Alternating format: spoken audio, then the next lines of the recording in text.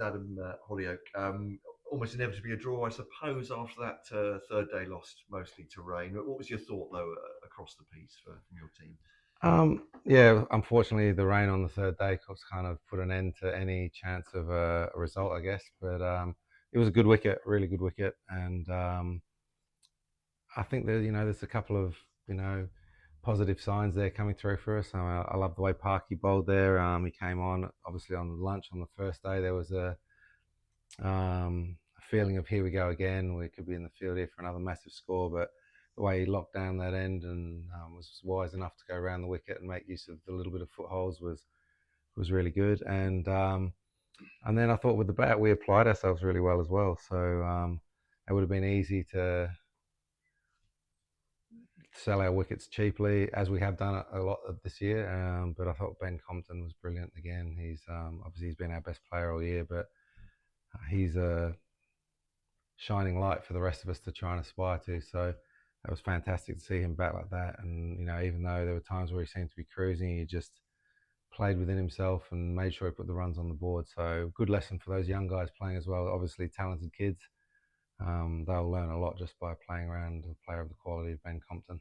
There was a spell, wasn't there, Rehan Ahmed on the second day where the two of them was a real sparring, and it would have been Mm. easy, I suppose, for Ben to lose or a batter to lose concentration at a point and be overwhelmed by the ball, I suppose. Yeah, and we have done a lot this year. So for us to win a couple of situations like that this year, well, in this game has been positive. I said we had the three England under 19 players playing, which is nice. So that gives us something to smile about. Looking forward to the future. These guys can come in and give us something to look forward to. I think they're three quality players. The career best for Ben, just before we go on from that, Ben Compton, he's bettered his best score in this country for Kent and as well worldwide. So, I mean, that must mean something to him, I'm sure. But have you congratulated him on just on that or on his performance generally? Um, I think more on just his resilience and his concentration and his toughness. I mean, results come and go. We can only control what we can control, and what he did concentrate was his application, the selection of shots, and that was brilliant. And then he obviously got the result. CB wasn't easy. It wasn't easy, as in the pitch was easy, but to concentrate at times when the game was going nowhere. We all know what it's like when we're bored or left alone with our thoughts. So he really overcame that and was to concentrate for that length of time is a skill. And you talking about Ben Dawkins and Ekanch and Jaden. Obviously, Ben Dawkins making his debut in this match, and he and Ekanch both got centuries, didn't they, against India in the last under 19s test. I mean, they look like real prospects. I know there's work to be done, but how Mm. excited should Kent fans be about them? Yeah, they should be excited. These guys. I mean, I know we only got a small look at them in this game, and they didn't go on to get massive scores, but I can tell you these guys are proper players. They're going to get their chance here in the future. So they're guys to look forward to going forward. Proper talent, and with the right coaching and the right environment, I think they can go on and become international players. Obviously, there's a lot of work to do before then, but their talent is undoubted, and we could provide the right environment for them, the right coaching, people like Ben Compton around, setting the example on how to bat long innings. The future's bright with those guys. And a chance for them in the One Day Cup, which is to come, of course. You've got the county match against Norfolk and then start against Sussex next week. How much are you looking forward to that? Yeah, we're really looking forward to that. I would say it's nice to have a bit of variety, but we've had plenty of that in the last month with T20, 4 day cricket, and now on to 50 over cricket. So, no, it'll be good. Obviously, this tournament hasn't been great for us. We haven't done as well as we'd have liked. So, um, ideally, we want to try and concentrate on the two comps that we can win, which is the T20 and the 50 over comp. So, I mean, obviously, we've got a long way to go before we win the 50 over comp, but we're, effectively 3 wins away from holding up a T20 trophy. If and anything can happen in T20. So, we're a good side in that. So, we're looking forward to that. And then a fresh start in the 50 overs will be nice. It looks like you'll be a pretty strong side. I think you're just losing two to the 100, aren't you? So bringing young players, you'll have a big squad to choose from.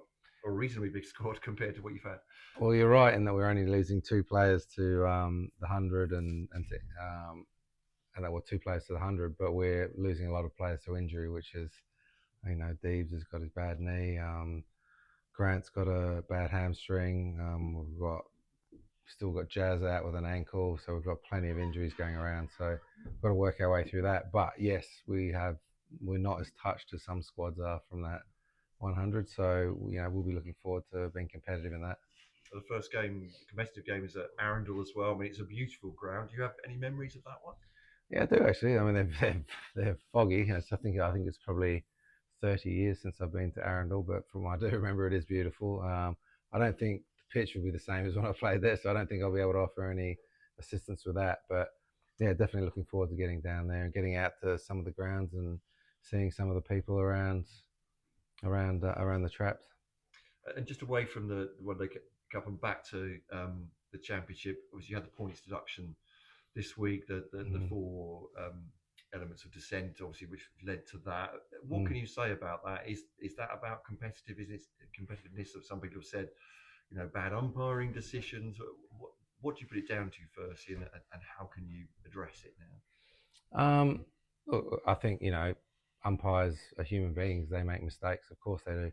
I just think it's just something that's compounded. We're a competitive bunch of guys, and we want to win, and we haven't performed as we'd have liked. So that compounded on the fact that at times umpires get things wrong. We're not expecting them to get every decision right. We know they're human, as we play bad shots, and I probably coach badly at times as well. So and just sometimes these things collide, and it's definitely something that we've got to get right. Though we can't keep doing that. I mean, in this year it's probably not going to matter because we're not fighting for promotion, but at another time that could be really cost worthy. So we've got to make sure we get that right for next year.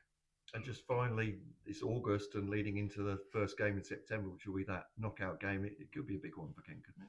Oh, it's massive. It'll be our biggest game of the year.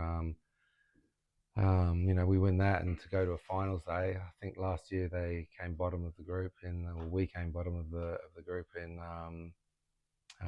the South group. So that's a big improvement. But so I think that probably at the moment, as things stand, is the biggest game of the season for us. That being said, if we go and win all our games in the Metro Cup, then then that will become just as important. But we're trying our best every time we go out there, whether it be Championship, T20 or 50 overs. We're giving it our best. That's brilliant, and thank you very much for that. Cheers.